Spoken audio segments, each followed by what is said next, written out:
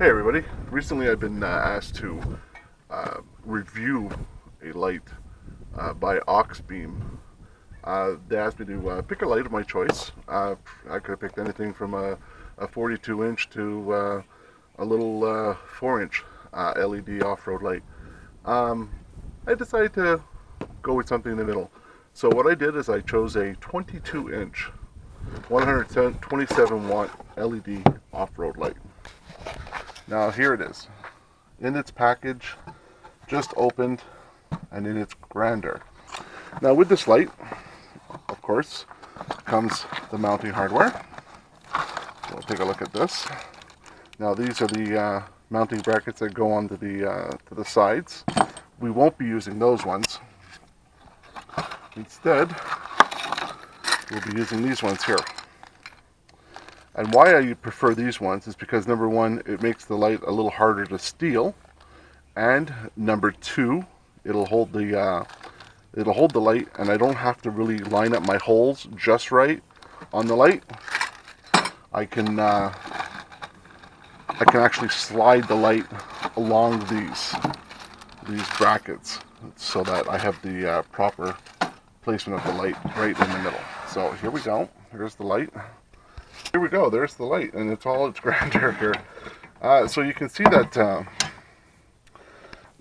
light has a section here that is the 60-degree flood area, and then from here down to here, this is more the 30-degree narrowed beam, and then of course the flood on the other side. Like I said, you got this protective coating, but we'll leave that on till after it's installed. It's got some nice cooling fins on it, which is pretty much standard in all these lights. I don't think I've seen any without them. So what we're going to do now is we're going to install these. So the first thing you want to do is you're going to want to install this block here onto the back of the light. Now, there are no instructions with this. That is the downfall. So you're going to have to use this installation as your instruction. All right. So what you want to do is you want to take this nut here. This is the larger of the two nuts. There are two nuts here. All right. So to install the bracket onto the light, you're going to need to, of course, install two brackets. So you got those two little packages there. One contains a bracket each. Now you're going to want to take your nut and your larger. I'll show you the two of them. You see there you have a smaller bolt and a larger bolt. Well, the larger bolt is what's going to hold this here onto here. All right. So let's see if I get that right. There.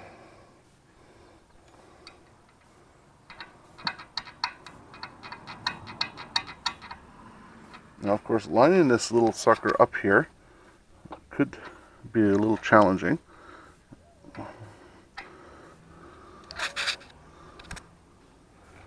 Put this through here. Show you what I mean. When you're putting it in, you have to put it in so it's like that, so that the two are straight. And that acts, the inside here actually acts as a, it's kind of like a wrench and holds it in place. But of course, this might be the hardest part of the install actually. There we go, got it. So you can see we got it in there. All right, now we need another one. So you want to start it off. So it's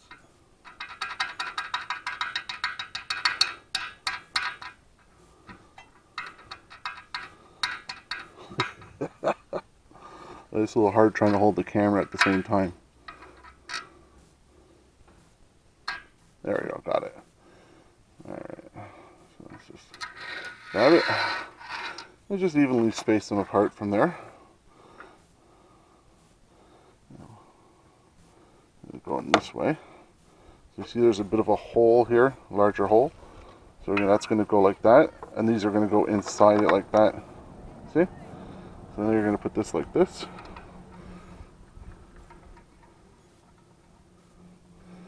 And I don't recall seeing an Allen key in here.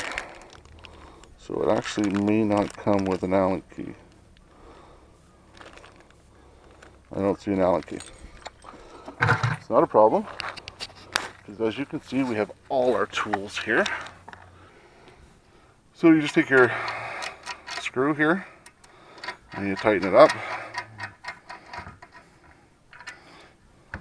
Let's see, that's too tight now. Leave it so it's loose. Look at the other one. Okay, so we got the screw in there. You can see why it's indented there. It's to make it more of a smooth finish here. Line up with the bolt. Just try to start it with my finger.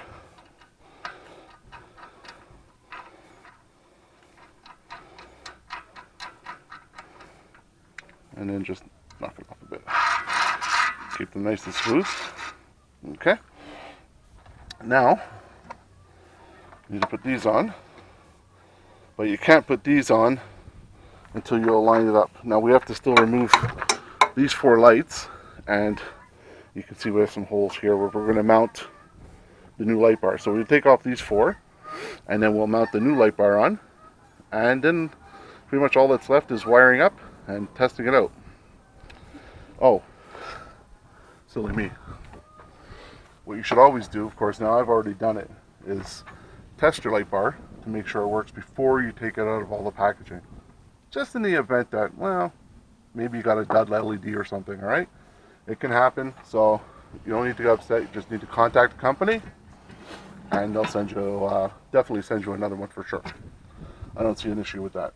All right, so let me just take these 4 lights out, and then we'll get to it.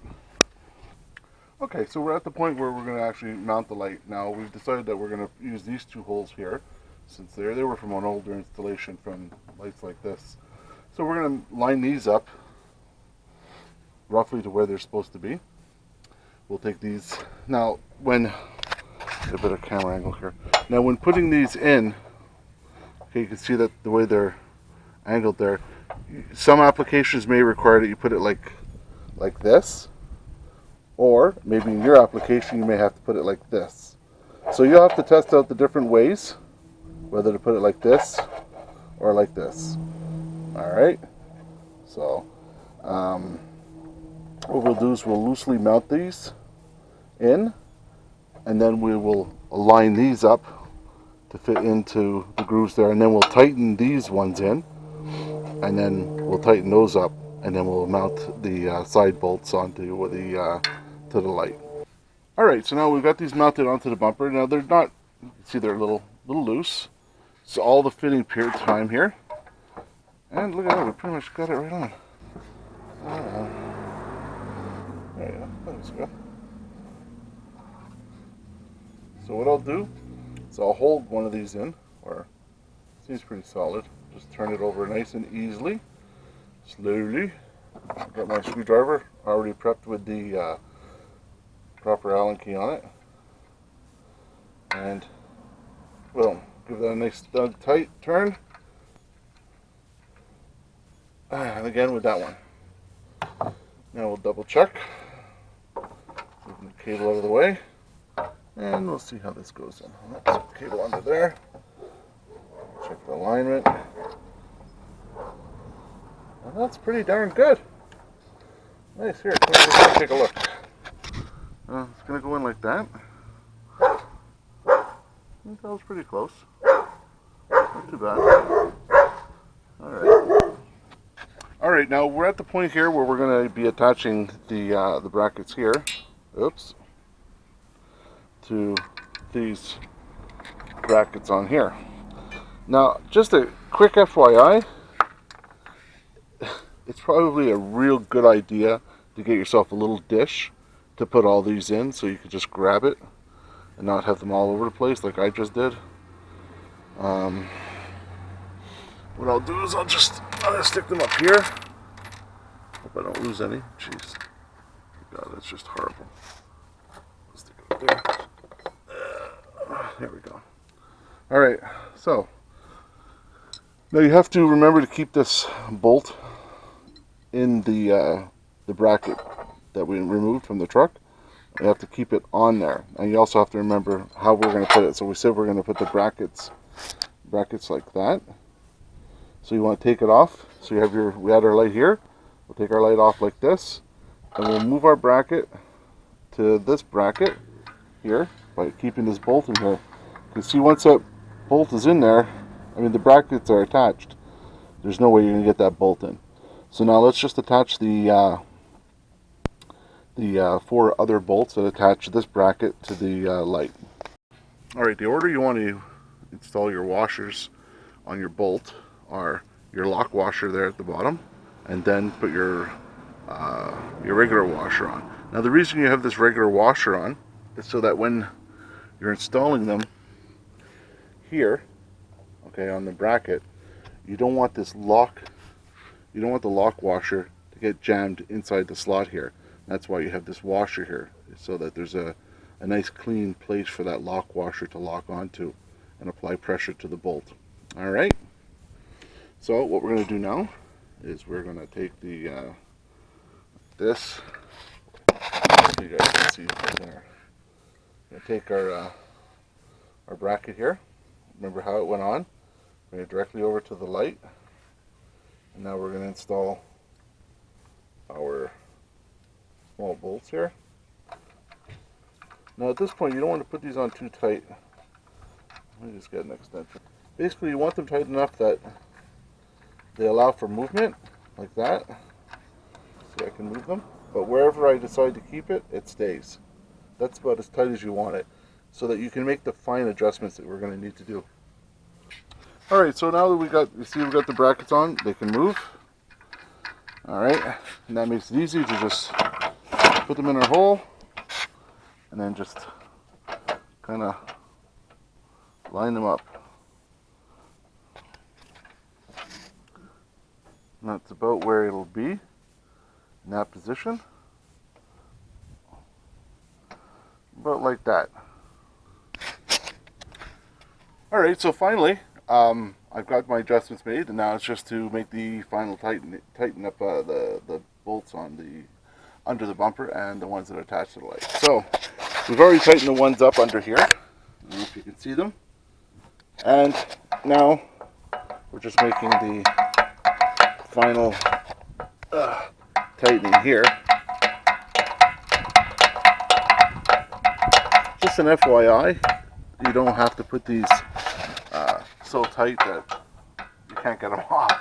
Alright, remember that you're working with aluminum, and aluminum can be fragile, so just keep that in mind when you're tightening them. Alright, so we're at the point where we're going to route the main wire through the grill. So I've removed the grill because we don't want to wire it through the actual plastic grill, because if I have to remove that, I'll never get it off. So we're just going to wire this up.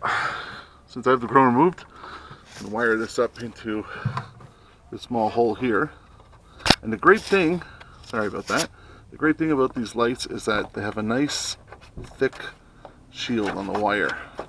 So you don't need to put a wire loom, you know, those plastic wire protectors. Leave it like that. And you can see that we have our wire out here. And we have a bunch of mess of other wires for other things. We'll be cleaning those up. Now, so now we need a positive, and we need to ground it. So our positive is going to come from our relay. I have a mess of them here. There we go. So we got a bunch of relays here. Now these are a single pole double. So we're going to be using the 30 and the 87 for the power. Now these do come with an 87A, which supplies power when the relay is off. So we won't be using that. We'll just cut that wire and twist it around, heat shrink it closed so it doesn't make contact. Remember, when making your electrical connections, alright, it's always good to have some dielectric grease. Alright, you can usually find that at your auto parts store. It's good because it keeps the moisture off of your electrical contacts when you're making them. And the worst thing for these relays is water. It just rusts the crap out of them, unfortunately. Alright, so let's get that done, see how it works. Well, there we go, that's the job well done. Got this baby in there, she's nice and solid now. Time to take off the nice clear wrap. Boom. Alright, so I found out that my Hella lights don't work. No big surprise there. But we'll probably take them out. We're going to replace these ones with a couple of the smaller versions of these. So anyways, the only thing left now is to do a nighttime test. So let's go for a ride. Trees, I guess, are about, what, maybe 75, 100 feet away. Alright, so first what we're going to do is we're just going to click on the headlights. And they're HID, so we're going to give them a second to warm up. So alright, headlights are heated, warmed up now, and just put the high beams on for the HIDs. Turn that off. Now we'll try the LED light bar.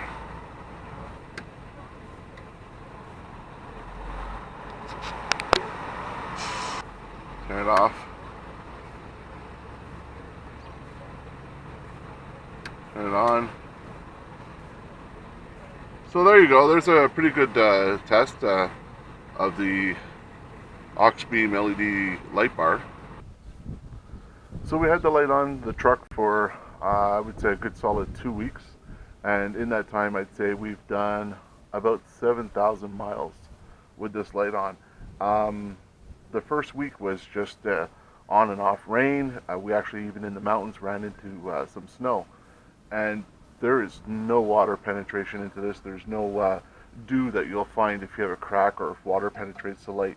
And in the heat of the sun, and as you can see, the sun is just bearing down on it, and there's no water penetration into this at all. You're not going to see any dew inside the light, so it's well sealed, and it provided more than enough light. I'm quite satisfied with it, and I definitely would say if you're looking for an inexpensive light, try Auxbeam. You guys got a pretty good product. I'm satisfied. As always, thanks for watching.